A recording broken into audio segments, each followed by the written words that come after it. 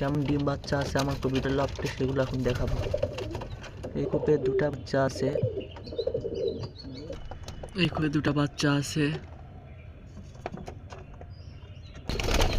এই কূপে একটা বড় বাচ্চা হয়েছে।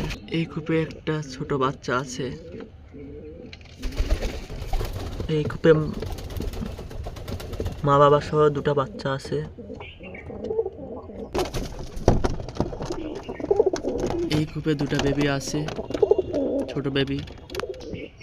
এই কূপে মা কবুতরটি ডিম নিয়ে বসে আছে। এই কূপে কালকে ফুটেছে ছোট দুটা বাচ্চা নিয়ে বাবা কবুতরটি বসে আছে।